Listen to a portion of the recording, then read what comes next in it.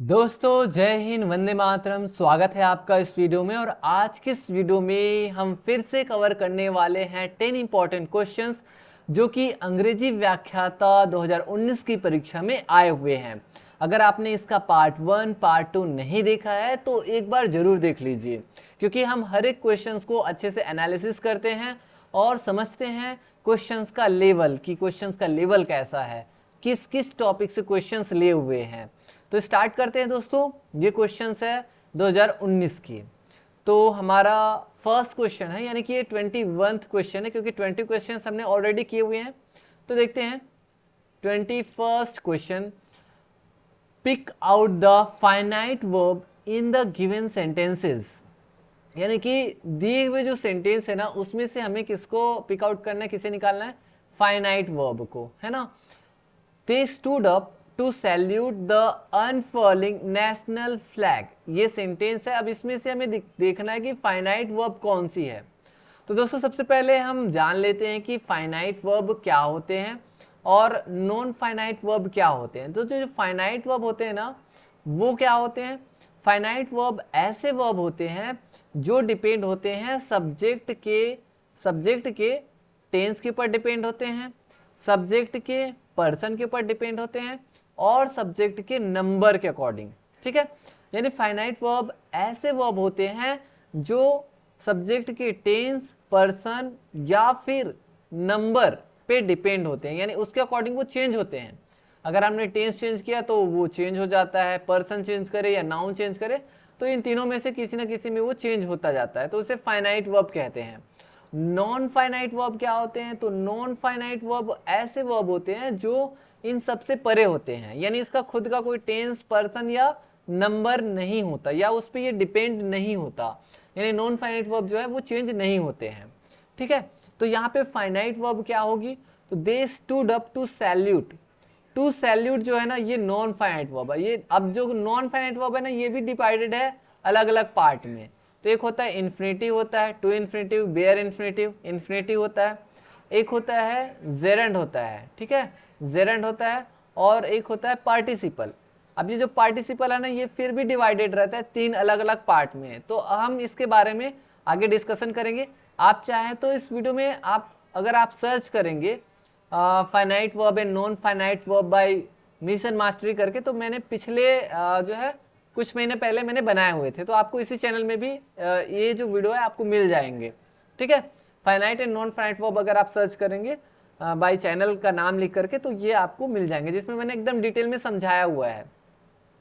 तो ये non finite verb, ये अगर हम देखें टू सैल्यूट, तो ये नॉन फाइनाइट वर्ब है। किस टाइप का है? तो ये टू इन्फिनिटिव है। अनफर्लिंग द नेशनल फ्लैग, ऐसा करके द अनफर्लिंग नेशनल फ्लैग, तो ये भी नॉन फाइनाइट वर्ब है। और ये किस टाइप का नॉन फाइनाइट वर्ब है अगर बोलेंगे तो ये पार्टिसिपल है। ठीक है, तो ये इस तरह से। तो यहाँ पे जो फाइनाइट वर्ब है वो कौन है? स्टूड है। तो हमारा कौन सा ऑप्शन सही हो जाएगा? स्टूड, यानी ऑप्शन से इसका सही आंसर हो जाएगा।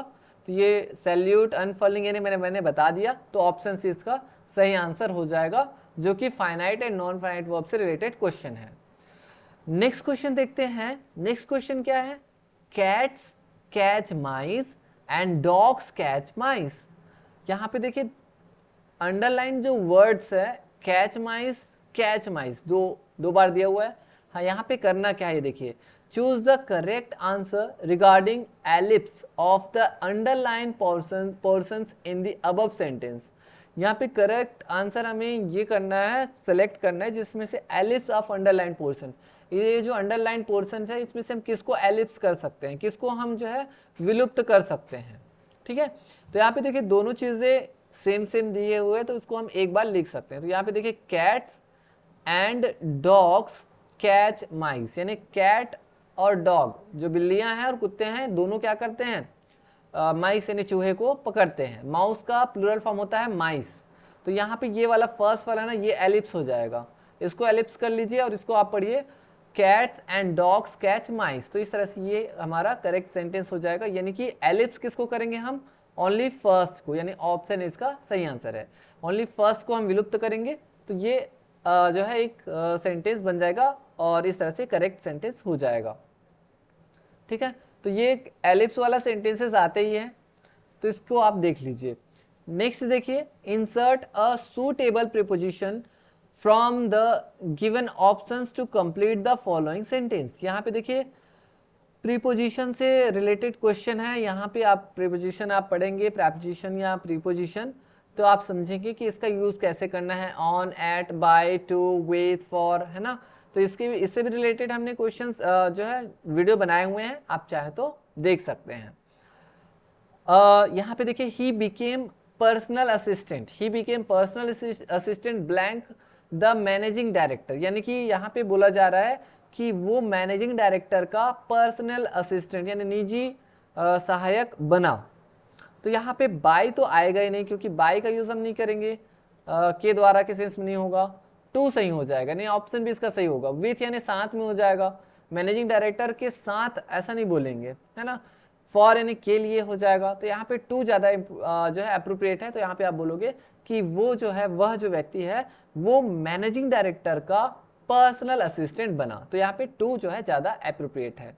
नेक्स्ट देखिए, नेक्स्ट है the lion was wounded but not killed. यहाँ पे बोला जा रहा है कि जो लायन है ना, शेर है, वो शेर या बाघ है, वो वुंडेड किया गया, यानी कि उसे घायल किया गया, बट नॉट किल्ड यानी उसे मारा नहीं गया। तो यहाँ पे बोला जा रहा है choose the correct transformation of the above compound sentence to complex sentence from the transformation given below. तो यहाँ पे देखिए, यहाँ पे कंपाउंड सेंटेंस दिया है। कंपाउंड सेंटेंस क्यों है? क्योंकि यहाँ पे बट जो है ये कोऑर्डिनेटिंग कंजंक्शन है, और यहाँ पे दो क्लॉज है, दोनों क्लॉज इंडिपेंडेंट है या मेन है ना। और इस तरह से यहाँ पे दो क्लॉज है, the lion was wounded but not killed. तो यहाँ पे बोला जा रहा है कि जो कंपाउंड सेंटेंस है ना, उसको हमें कॉम्प्लेक्स सेंटेंस में क्या करना है, ट्रांसफॉर्म करना है। कॉम्प्लेक्स सेंटेंस ऐसे सेंटेंस होते हैं जिसमें एक मेन क्लॉज होता है और उससे रिलेटेड एक इंडिपेंडेंट या मेन क्लॉज होता है, और उससे कंबाइंड यानी उस पे डिपेंड होने वाला एक डिपेंडेंट क्लॉज होता है, ठीक है, यानी उस पे आश्रित होता है। तो यहाँ पे हमें कॉम्प्लेक्स बनाना है। The lion was not killed although he was wounded. यहाँ पे बोला जा रहा है कि the lion was wounded but not killed. तो यहाँ पे हमें कॉम्प्लेक्स बनाना है। The lion was not killed although he was wounded. यहाँ पे बोला जा रहा है कि जो लायन है ना, शेर है ना, या शेर है, लायन है, वो वॉज नॉट किल्ड, लायन को नहीं मारा गया, है ना। अल्दो मतलब हालांकि ही वॉज वुंडेड, हालांकि उसे जो है क्या किया गया, घायल किया गया। तो यहाँ पे आप देखेंगे अल्दो ही वॉज वुंडेड का मतलब ये हो गया कि हालांकि उसे घायल किया गया, हालांकि उसे घायल किया गया। ये अपने आप में लग रहा है ना, ये डिपेंडेंट है, अधूरा लग रहा है, हालांकि उसे घायल किया गया। The lion was not killed, lion को नहीं मारा गया। तो इस तरह से ये क्या हो गया, एक इंडिपेंडेंट है ये वाला, इंडिपेंडेंट या मेन क्लॉज है, और इसे भी डिपेंड है ये वाला। तो इस तरह से ये क्या है, कॉम्प्लेक्स सेंटेंस है। नेक्स्ट देखिए, although the lion was wounded, हालांकि लायन जो है या जो लायन है वो क्या किया गया, घायल किया गया, बट यानी कि नहीं है, लेकिन ये कॉमा लगाना, इसका मतलब हो गया किंतु परंतु हो जाता है। ही वॉज नॉट किल्ड, हालांकि लायन को घायल किया गया, उसे मारा नहीं गया। तो यहाँ पे भी आप देखेंगे तो ही वॉज नॉट किल्ड, ये मेन क्लॉज हो जाएगा, ये लास्ट वाला या इंडिपेंडेंट क्लॉज है, और ये अल्दो वाला ये वाला जो पार्ट है ये डिपेंडेंट क्लॉज है, ठीक है, और ये वाला इंडिपेंडेंट क्लॉज है। तो दोनों सही है, बस लिखने का तरीका चेंज हुआ है। अगर हम अल्दो को यहाँ पे सामने में लिखते हैं ना, सामने में लिखते हैं, तो यहाँ पे हमें कॉमा लगाना पड़ता है यहाँ पे, ठीक है, दूसरे क्लॉज से पहले क्या लगाना पड़ता है, कॉमा लगाना पड़ता है, ठीक है, यहाँ पे। और अगर हम अल्दो को बाद में लिखते हैं तो यहाँ पे कॉमा लगाने की नीड नहीं होती है। तो ये अब बस अंतर है, बाकी ये जो चीजें हैं, दोनों जो सेंटेंस है ना, वो बिल्कुल क्या है, करेक्ट है। तो इस तरह से क्या हो जाएगा, जो दोनों सेंटेंसेस है वो क्या हो जाएंगे, करेक्ट है। बस अंतर ये होता है कि कॉमा का ही अंतर होता है। आया समझ में? तो इस तरह से ये जो दोनों सेंटेंसेस है ये दोनों क्या है, सही है। तो हमारा जो ऑप्शन हो जाएगा वो क्या हो जाएगा, both first and second are correct. तो दोनों सही हैं, ठीक है, दोनों कॉम्प्लेक्स सेंटेंस है, बस लिखने का जो तरीका है वो चेंज हो गया है। यहाँ पे अल्दो लिखेंगे तो यहाँ पे कॉमा लगाने की जरूरत नहीं है, शुरू में लिखेंगे तो यहाँ पे एक क्लॉज के बाद दूसरे क्लॉज से ठीक पहले कॉमा लगाने की नीड होती है। तो दोनों सही हैं। चलिए देखते हैं next question. Choose the correct option to complete the following. यहाँ पे हमें करेक्ट ऑप्शन से ब्लैंक को फिल करना है। A modest person does not boast his achievement. यहाँ पे बोला जा रहा है कि अ मॉडेस्ट पर्सन, मॉडेस्ट मतलब एक जो विनम्र व्यक्ति है ना, ऐसे जो व्यक्ति है वो कभी भी, बोस्ट का मतलब क्या होता है, बोस्ट मतलब होता है घमंड करना, अहंकार करना। हिज अचीवमेंट यानी अपनी जो उपलब्धि है, अपनी जो अचीवमेंट है उस पे एक विनम्र जो व्यक्ति है वो घमंड नहीं करता। तो यहाँ पे ऑफ आएगा कि अबाउट आएगा कि दोनों आ जाएगा कि एट आएगा। तो यहाँ पे ना बोस्ट ऑफ होता है, हमेशा ऑफ होता है, यानी ऑप्शन इसका सही हो जाएगा। जैसे आप बोलते हैं ना स्टैंड अप, स्टैंड के साथ आप क्या यूज करते हो, स्टैंड अप यूज करते हो। सीट के साथ क्या यूज करते हो, सीट डाउन करके बोलते हैं ना। वैसे मान के चलिए कि बोस्ट ऑफ होता है। जैसे लाफ है, लाफ हंसना है ना, किसी पे हंसना, तो लाफ एट होता है। तो ये इस तरह से ना कुछ कुछ वर्ब्स होते हैं जिसको आपको इस तरह से याद रखनी है। ये एक तरह से फ्रेजल वर्ब्स होते हैं। फ्रेजल वर्ब्स में जिसमें वर्ब के साथ क्या जुड़े होते हैं, कोई प्रीपोजिशन ऐड करना होता है, तो वो इसके साथ एकदम फिक्स होता है। तो उसको आपको रोज आप पढ़ते जाएंगे, स्टोरीज वगैरह पढ़ेंगे है ना, न्यूज़पेपर वगैरह पढ़ेंगे, तो आपको ये चीज़ें समझ में आएंगी कि कैसे यूज होता है। तो बोस्ट के साथ आ जाएगा boast of, boast of. Okay, next देखिए, select the correct alternative to complete the following sentence. यहाँ पे भी वही करना है, सेलेक्ट करना है कोई प्रीपोजिशन या सॉरी आर्टिकल यहाँ पे सेलेक्ट करना है। ठीक है, if you are seriously ill you will have to go to blank hospital. यहाँ पे क्या आ जाएगा, ए एंड द आएगा कि नो आर्टिकल। चार ऑप्शन है, इनमें से कौन सा ऑप्शन सही हो जाएगा। अगर आप सीरियसली इल है, आप सीरियसली एकदम बीमार है, वीक है, तब ऐसी कंडीशन में क्या बोला जा रहा है, you will have to go to blank hospital, आपको हॉस्पिटल जाना पड़ेगा। तो यहाँ पे अगर हम जनरली अगर कोई डॉक्टर्स की बात करें, डॉक्टर्स अगर रोज हॉस्पिटल जाते हैं, स्टूडेंट अगर रोज स्कूल जाते हैं, तो वहाँ पे अगर हम रेगुलरली जाते हैं तब वहाँ पे किसी भी आर्टिकल का यूज नहीं करते, आई गो टू स्कूल बोलते हैं है ना। यहाँ पे टू वगैरह यूज नहीं कर, आई गो टू स्कूल बोलते हैं, यानी कि आर्टिकल यूज नहीं करते। I go to school. अगर डॉक्टर रोज हॉस्पिटल जाता है तो वो बोलेगा the doctor goes to hospital, ऐसा करके। लेकिन यहाँ पे बोला जा रहा है कि अगर आप सीरियसली इल हैं और आप एक पर्पस से जा रहे हैं, विशेष पर्पस से जा रहे हैं, तो यहाँ पे जो द है ना वो ज्यादा एप्रोप्रिएट है, टू द हॉस्पिटल करके। लेकिन डॉक्टर अगर जाएगा ना तो उसके लिए द हॉस्पिटल नहीं होगा। अगर स्टूडेंट स्कूल जाता है ना तो वहां पे भी किसी भी आर्टिकल का यूज नहीं करेंगे।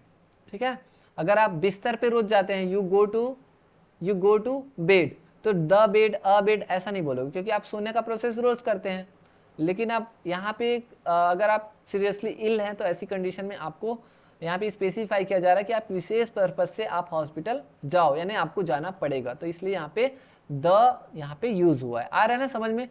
अगर कोई स्टूडेंट रोज रेगुलरली स्कूल जाता है तो वहाँ पे स्पेशल वाली बात नहीं है, वो उसका एक उद्देश्य वही है ना, वो प्रोफेशन टाइप का हो जाता है एक तरह से, यानी उसका डेली का रूटीन होता है। तो वहाँ पे आर्टिकल यूज नहीं करेंगे। आप रोज सोने जाते हो तो I go to bed, I go to school, ठीक है, ए एन द का यूज नहीं करेंगे। डॉक्टर बोलेगा आई गो टू हॉस्पिटल, इस तरह से। लेकिन यहाँ पे एक पर्पस को लेकर के अगर आप कोई जाता है, अगर आपके पेरेंट स्कूल जाते हैं किसी पर्पस से, तो वो बोलेंगे my parents go to the school, ऐसा करके। ठीक है, तो यहाँ पे द जो है ज्यादा एप्रोप्रिएट है। अरे समझ में, ये आर्टिकल के टॉपिक है। नेक्स्ट देखिए, my father planned all this houses and my brother built all this houses. यहाँ पे क्या करना है, choose the underline portions which can be एलिप्स्ड।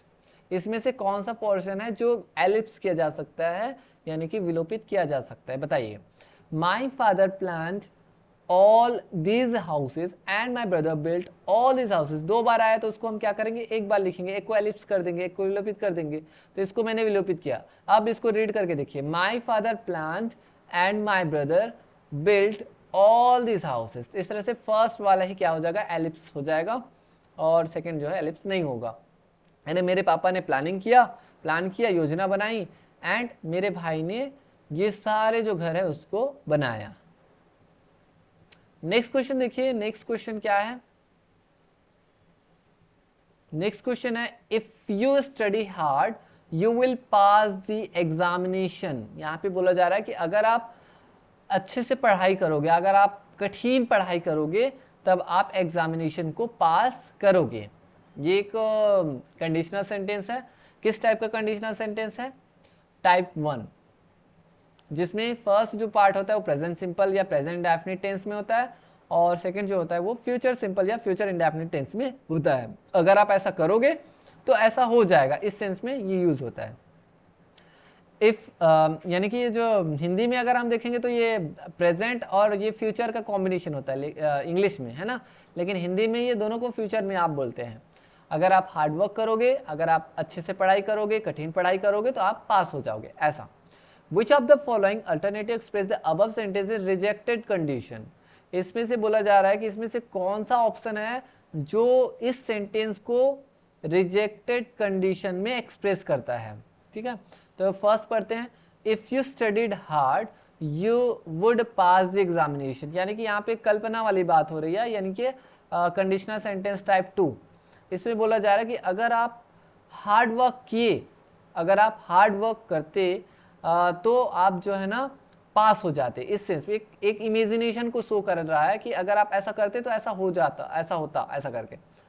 ठीक है, अगर आप हार्ड स्टडी करते तो आप जो है पास हो जाते। यहाँ पे इमेजिनेशन वाली बात हो रही है। नेक्स्ट, यानी कि ये तो सही है, रिजेक्टेड कंडीशन नहीं बोल रहे हैं इसमें। If you had studied harder you would pass the examination. यहाँ पे भी इमेजिनेशन वाली बात है कि अगर आप हार्डर स्टडी मतलब और अच्छे से पढ़ाई करते, है ना, कठिन पढ़ाई करते तो आप क्या हो जाते, यू वुड पास एग्जामिनेशन, आप एग्जामिनेशन पास करते, इस सेंस में। ये भी इमेजिनेशन वाली बात है। If you studied harder you would have passed the examination. यदि आप हार्ड स्टडी करते तो आप क्या हो जाते, एग्जामिनेशन पास कर जाते। तो ये भी वही चीजें लगभग बता रहे हैं। लास्ट स्टडी करिए, if you had studied harder you would have passed the examination. यहाँ पे अगर आप ऑप्शन नंबर डी देखेंगे ना तो यहाँ पे क्या बोला जा रहा है, इसका सेंस समझिए। इसमें सब तीनों जो ऑप्शन है उसमें एक इमेजिनेशन को शो कर रहे थे। इसमें क्या बोला जा रहा है, इसमें आपको सीधा पास में ले जाके बोल रहे हैं। If you had studied harder, conditional sentence type 3, इसमें बोल रहे हैं कि अगर आपने कठिन पढ़ाई की हुई होती पास्ट में, you would have passed examination, आप एग्जामिनेशन पास कर चुके होते, इस सेंस में यूज हुआ है। यानी कि ये एकदम पास्ट में ले जाके आपको बता रहा है, इमेजिन करने नहीं बोल रहा है प्रेजेंट में। इससे बोल रहा है कि आपने अगर कठिन पढ़ाई की हुई होती पास्ट में तब आप एग्जामिनेशन पास कर चुके होते, इस सेंस में यूज हुआ है। तो इसलिए ये जो है ना ये आपको एकदम पास्ट में ले जा रहा है। बाकी जो थर्ड है ना, ये तीनों है ना, ये थोड़ा सा इमेजिनेशन करके बता रहा है, लेकिन वो सीधा आपको पास्ट में बता रहा है कि आप पास्ट में ऐसा किए होते, ऐसा कर चुके होते तो ऐसा हो गया होता। तो इसलिए ऑप्शन डी सही है, जो कि फर्स्ट को क्या कर रहा है, रिजेक्टेड कंडीशन में ले जा रहा है। Which of the following alternative express the above sentence in rejected condition. तो इस सेंटेंस को रिजेक्टेड कंडीशन में ये बता रहा है थर्ड वाला, सॉरी डी वाला। ठीक है, तो डी जो है सही हो जाएगा। नेक्स्ट देखिए, he began his speech nervously, his voice trembling। यहाँ पे बोला जा रहा है the subject of the non finite clause in the above sentences। इस सेंटेंस में हमें नॉन फाइनाइट क्लॉज का जो सब्जेक्ट है, नॉन फाइनाइट क्लॉज का सब्जेक्ट है, उसे हमें देखना है। तो he began his speech nervously, उसने अपनी जो स्पीच है, अपना जो भाषण है, उसने एकदम नर्वस होकर के उन्होंने स्टार्ट किया और उसकी जो आवाज है, उसकी जो वॉइस है ना, वो ट्रेम्बलिंग हो रही थी, मतलब कांप रही थी। तो यहाँ पे अगर आप देखेंगे तो क्लॉज की बात हो रही है। फर्स्ट क्लॉज को, ये वाला क्लॉज देखिए, ही बिगेन हिज स्पीच नर्वसली, उन्होंने अपनी स्पीच नर्वसली स्टार्ट की। तो ये मेन क्लॉज है या इंडिपेंडेंट क्लॉज है। और नेक्स्ट देखिए, हिज वॉइस ट्रेम्बलिंग, यहाँ पे आप देखेंगे तो ये कौन सी क्लॉज है, ये डिपेंडेंट क्लॉज है। और डिपेंडेंट क्लॉज में कौन सी क्लॉज है, ये नॉन फाइनाइट क्लॉज है। नॉन फाइनाइट क्लॉज है ना, ये जो क्लॉज है वो नॉन फाइनाइट क्लॉज है। और नॉन फाइनाइट क्लॉज में अगर आप देखेंगे तो ये इसका सब्जेक्ट कौन सा है, तो इसका सब्जेक्ट हो जाएगा हीज वॉइस। क्या हो जाएगा? His voice. तो हीज वॉइस जो है ये वाला जो ऑप्शन सी इसका सही हो जाएगा, ये सब्जेक्ट है। और ये जो नॉन फाइनाइट वर्ब है ये वाला है ना, ये ट्रेमलिंग। और कौन सा नॉन फाइनाइट वर्ब है ये जेरंड फॉर्म है। जेरंड मतलब आईएनजी फॉर्म होता है ज़्यादातर, और एक पार्टिसिपल में भी होता है, बट पार्टिसिपल जो होता है वो एडजेक्टिव की तरह वर्क करता है। तो ऑप्शन सी इसका सही आंसर हो जाएगा। चीज़ें समझ आ रही है ना? अच्छे से समझिए, क्योंकि ये ग्रामर के पार्ट्स है। जब तक आप ग्रामर अच्छे से नहीं पढ़ेंगे आपको चीज़ें समझ में नहीं आने वाली। तो आप अच्छे से समझते जाइए, एक एक क्वेश्चन को अच्छे से समझिए, हर एक ऑप्शन को समझिए, ठीक है। चूज द करेक्ट सेंटेंस और सेंटेंस, जहाँ पे हमें सेंटेंस को पढ़ना है और करेक्ट करना है। स्पॉटिंग एरर्स करके आता है ना, तो वही वाला है ये, कैसे हम सेंटेंस को समझ सकते हैं। तो देखिए यहाँ पे it is a 10 miles walk, है ना, it is a 10 miles walk. यहाँ पे देखिए अ लिखा हुआ है, अ मतलब एक होता है, आर्टिकल है, और वॉक मतलब एक तरह से यात्रा, पैदल यात्रा है ना। 10 माइल्स वॉक, तो यहाँ पे बोला जा रहा है कि यह एक 10 मील की यात्रा है बोल रहे हैं। तो 10 मील की जब यात्रा है, it is a 10 mile walk होना चाहिए, एस नहीं लगेगा, ठीक है, इसलिए ये इनकरेक्ट हो जाएगा। It is a 10 mile walk, यह 10 मील की यात्रा है, ऐसा आपको बोलना पड़ेगा। It is a 1.5 millimetre in length, यहाँ पे बोला जा रहा है कि ये लंबाई में 1.5 मिलीमीटर है। अब देखिए एक होता तब आप मिलीमीटर बोलते, अब एक से जैसे ही ज्यादा हुआ, चाहे पॉइंट में हो, चाहे 2 हो, 3 हो, 4 हो, चाहे पॉइंट में हो, ये प्लूरल हो जाता है। तो यहाँ पे आप क्या बोलोगे? इट इज 1.5 मिलीमीटर्स हो जाएगा, एस जुड़ जाएगा इसमें, तब ये करेक्ट होगा। इसलिए ये भी क्या है? इनकरेक्ट है। तो it is a 1.5 millimetres in length. It is 1 millimetre in length बोलोगे तो चलेगा, लेकिन 0.5 जुड़ गया ना तो ये मिलीमीटर्स हो जाएगा, 2 जुड़ेगा तो मिलीमीटर्स हो जाएगा, ठीक है। थर्ड देखिए, he is senior to me, वह मुझसे सीनियर है, तो यहाँ पे ये करेक्ट है। सीनियर जूनियर के लिए हम टू प्रीपोजिशन यूज करते हैं, जबकि हम जब ओल्डर यूज करते हैं, ओल्डर, तो ओल्डर के लिए देन यूज करना है। जब हम कंपैरिजन करते हैं ना, तो ये आप चीजें आप याद रखिए। ओल्डर हो गया, बिगर है ना, बिगर है, स्मॉलर है, इस तरह की जो चीजें हैं उसमें देन यूज करते हैं। लेकिन जूनियर सीनियर के लिए देन की प्लेस पे हम किसका यूज करते हैं? टू का यूज करते हैं। He is junior to me, he is senior to me, ऐसा। लेकिन ओल्डर यूज करोगे, it is older than that, than का use, bigger than, smaller than, आया समझ में? ऐसा। तो ऑप्शन जो 3 है ये सही है, करेक्ट है। और इसको भी देखते हैं, he is senior than me. हाँ, अभी जस्ट मैंने बताया कि सीनियर जूनियर के लिए आपको देन यूज नहीं करना है, टू यूज करना है, तो ये भी क्या है? इनकरेक्ट है। तो थर्ड वाला सही है। तो देखिए option only third is correct, यानी ऑप्शन सी इसका सही आंसर हो जाएगा।